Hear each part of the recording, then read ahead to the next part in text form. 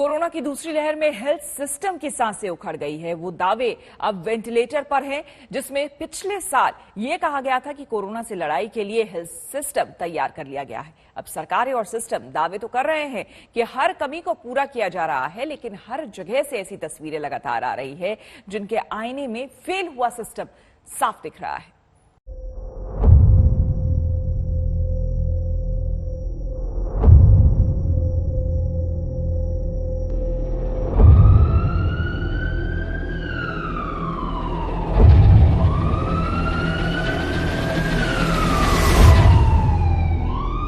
Line से खड़ी इन ambulance की तस्वीर आज के भयानक हालात का सायरन बजा रही है। एक दो नहीं, 10-10, 12-12 एम्बुलेंस, और हर एम्बुलेंस में गंभीर मरीज जो अस्पताल के बाहर वेट कर रहे हैं कि परमिशन मिले तो अंदर जाए। ये सारे एम्बुलेंस के अंदर मरीज ही है जिनको यहाँ पे कोविड का जो ट्रीटमेंट है वो दिया जा रहा है। आप देख सकते हैं कि हर एक एम्बुलेंस के अंदर जो मरीज है उनकी जो हालत है वो काफी गंभीर है। बावजूद उसके जो अस्पताल है पूरी तरीके से भर चुके हैं, जिसकी वजह से इसी तरीके से एम्बुलेंस में ही उनको ट्रीटमेंट देना पड़ रहा है। और कम से कम 1 से 1.5 घंटा एक एम्बुलेंस को अंदर जाने में लगता है। ये भयानक हाल है अहमदाबाद के सबसे बड़े कोविड हॉस्पिटल का। ऐसे लाइन से एम्बुलेंस मरीजों को लेकर खड़ी है, बस इस उम्मीद में कि जल्द इलाज मिल जाए, कहीं कोई बेड मिल जाए। बेड मिलना तो दूर, एंट्री मिलने में ही 4-4, 5-5 घंटे लग रहे हैं। अस्पताल में 1200 बेड है, कोई खाली नहीं। लेकिन लोग करें भी तो क्या, कहीं और भी तो जगह नहीं। मेरी एम्बुलेंस आई, जब मेरी एम्बुलेंस का 11वां नंबर था, यानी आगे 10 एम्बुलेंस खड़ी थी, और मुझे इतना बताया गया कि जैसे जैसे आगे की ambulance, all the patients are serious patient, I can understand the emergency being a doctor. तो जैसे जैसे आगे की एम्बुलेंस को एडमिशन मिलेगा, ऐसे ऐसे मेरी चलेगी। और ऑलमोस्ट 15 से ज्यादा मिनट मेरे यहाँ खड़े हो गए, और 2 प्राइवेट हॉस्पिटल में घूम के आया। कोई जगह पे, कोई भी हॉस्पिटल में there is no private bed, और कोई गवर्नमेंट की जो ऑक्यूपाइड है वो भी जगह नहीं है। तो मुझे आखिर सिविल में आना पड़ा है।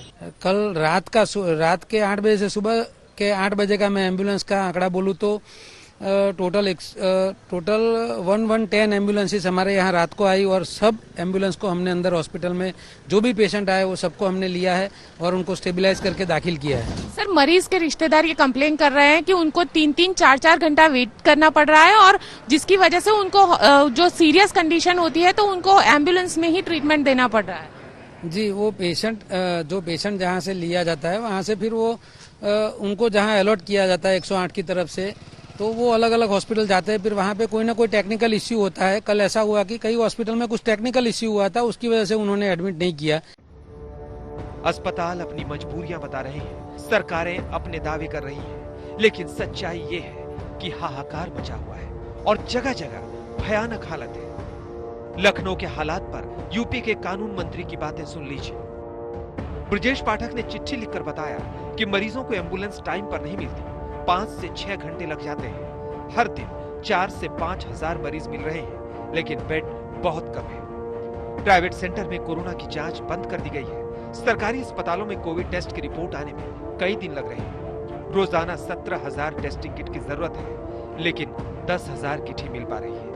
लखनऊ के हालात बहुत गंभीर है और अफसर सुस्त है। फोन करने पर फोन नहीं उठाते।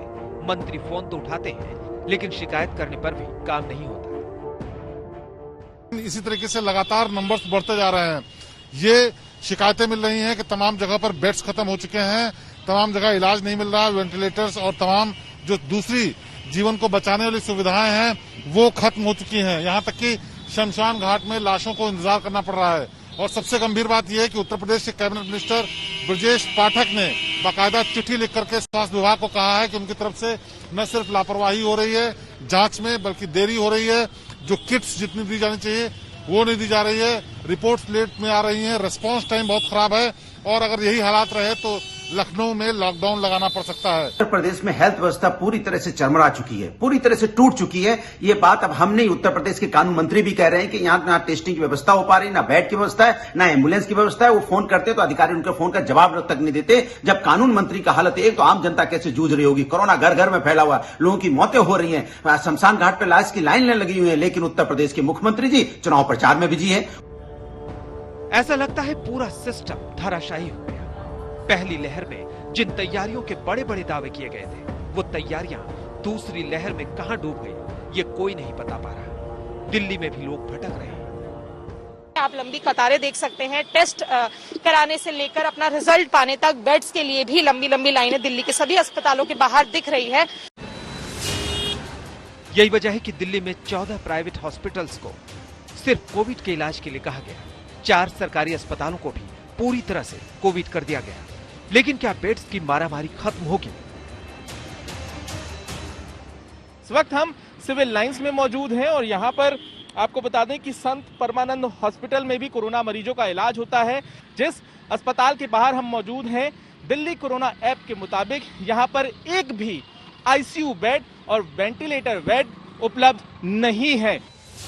एक तरफ ये स्थिति है और दूसरी तरफ सरकार के दावे हैं कि बेड की कमी नहीं है और ना ही होने दी जाएगी। दिल्ली में इस वक्त 12,600 बेड कोरोना मरीजों के लिए है, जिनमें 5,000 बेड खाली है। लेकिन अगर ऐसे ही केस बढ़ते रहे तो फिर क्या हालात होंगे, जब तैयारियां पिछली बार जैसी भी नहीं।